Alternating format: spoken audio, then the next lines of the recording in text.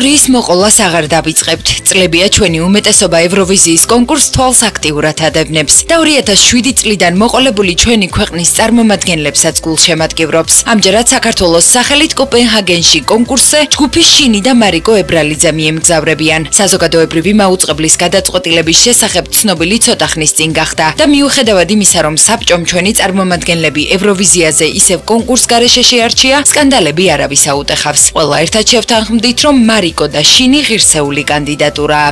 ვარ უბედნიერესი პირველ რიგში, ვარ ძალიან დიდი პასუხისმგებლობით დამოკიდებული ამ ყველაფერზე, ძალიან მღელავ, ძალიან ნერვიულობ, მაგრამ არ მინდა რომ ამ ყველაფერმა ხელი შემიშალოს. ჯერჯერობით კომპოზიცია, არც სცენოგრაფია, არც თქვა კლიპი, არც არანაირი ჯერჯერობით არ ვიცით. ყველაფერი ეს მზადების პროცესში არის. სულ დღეს გავიგე ყველაფერზე, რომ მე დიდად ინფორმირებული არ ვარ. მარიკოს ბოლოს მაშინ გავესაუბრეთ, როდესაც საზოგადოებრივმა მაუწყებელმა საქართველოს წარმომადგენლების ვინაობა გააჟღერა. ჯერ კიდევ ემოციებს ქვეშ მყოფი შემსრულებელი შინს ჩვენთან ერთად Skype-ით გაესაუბრა, თუმცა მაშინ სიმღერის შესახებ არაფერი ვიცოდით. ამჯერად სიახლეს სწორედ საკონკურსო ჩაწერილი 3 Minutes to Earth გახლავთ. ამ უკანასკნელის ავტორი ზაზა მიმინოშვილია, ტექსტი კი ეუგენ ელიუს ეკუთვნის. ნამუშევარი გერმანიაში შტუტგარტის ერთ-ერთ ხმისჩამწერ სტუდიაში SCB Records-ში დამზადდა. ევროვიზიის ოფიციალურ გვერდზე საქართველოს წარმომადგენლების შესახებ მსუყე სტატიაა განთავსებული. აქვეა თანდართული შინის დამფუძნებლის კოკა მიმინოშვილის ინტერვიუც, რომელიც სიმღერის მნიშვნელობას განმარტავს. სიმღერა ძალიან გრძელი გზის ბოლო 3 წუთს ასახავს. დედამიწაზე სახლისკენ მიმავალი გზის, ამბობს მუსიკოსი. ისინი სიმღერისთვის მაქსიმალურად ბუნებრივი ჟღერადობის შენარჩუნებას ცდილობენ. შესაბამისად, ნამუშევარი თითქმის live პერფორმანსია და მასში განსაკუთრებით ბევრ ტექნიკურ ცვლილებას არ შეიტანენ. სიმღერა ნამდვილად რაღაც განსაკუთრებულია. მასში ხომ ერთმანეთს ფოლკი, თანამედროვე მუსიკა და ბახის ელემენტებიც კი ერწყმის. ნათქვამია სტატიაში, რომელშიც საქართველოს წარმომადგენლებისადმი განსაკუთრებით კეთილი განწყობა იგრძნობა. სტატიას თან მარიკოს და ჯგუფი შინის მუშაობის ფოტოებიც ერთვის. სავარაუდოდ, მალე კოლექტივი საქართველოში ჩამოვა და მარტის შუა რიცხვებისთვის სიმღერას ოფიციალურადაც წარადგენს. პარალელურად რიგით 59 ევროფესტივალის ოფიციალურ საიტზე ვრცელდება ინფორმაცია სხვა მონაწილე ქვეყნების შესახებ. უკვე მზადაა რამოდენიმე სიმღერაც. ცნობილია ესპანეთის წარმომადგენელი. ამ უკანასკნელის სახელით ევროფესტივალზე რութ ლორენზო გამოვა და სიმღერას Dancing in the Rain შეასრულებს.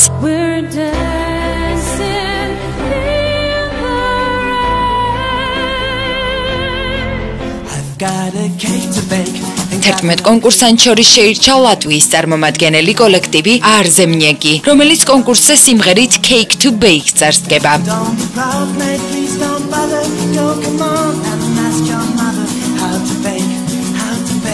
საკმაოდ ორიგინალური ხერხით აირჩიეს უნგრეთის საევროვიზიო სიმღერა. MTV-ს ერთ-ერთი მუსიკალური პროექტის გამარჯვებული ანდრიას კალაი სიმღერას Running წარადგენს.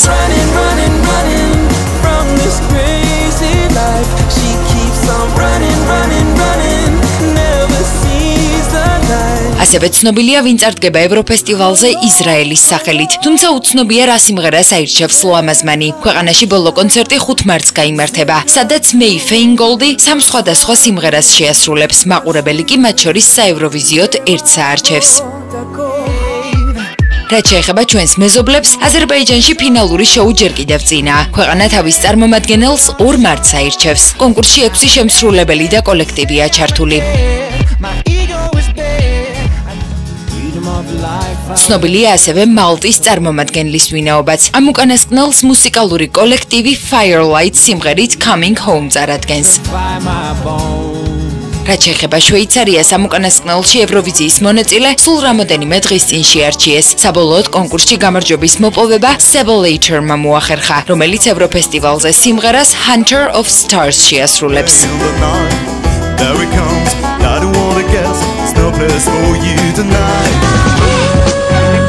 ბოლო დროინდელი მოვლენების მიუხედავად ევროვიზიაზე მონაწილეობას მიიღებს უკრაინაც. ამ უკანასკნელს წელს მარია იერემჩუკის სიმღერით TikTok წარადგენს და სხვათა შორის უკვე ევროფესტივალის ერთ-ერთ ფავორიტადაც მოისაზრება. ევროვიზიას ხომ ხშირ შემთხვევაში პოლიტიკურ კონკურსად მოიხსენიებენ.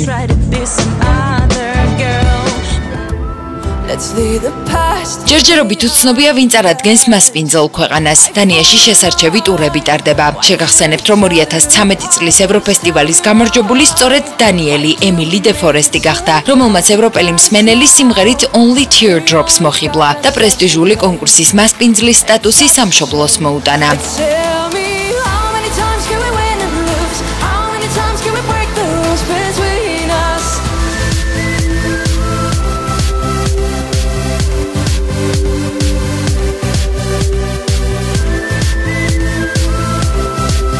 $49 ევროფესტივალის ნახევარფინალები 6 და 8, ხოლო ფინალი 10 მაისს გაიმართება. კონკურსში წელს 37 ქვეყანა მონაწილეობს. The Shin and Mariko სიმღერას 3 Minutes to Earth ევროფესტივალის მეორე ნახევარფინალურ საღამოზე შეასრულებენ. კოლექტივი საქართველოში 28 თებერვალს ჩამოვა და რეჟისორ ბასა ფოცხიშვილთან ერთად ვიდეო რგოლსაც გადაიღებენ. ევროვიზიას 2014 წელს კოპენჰაგენი უმასპინძლებს.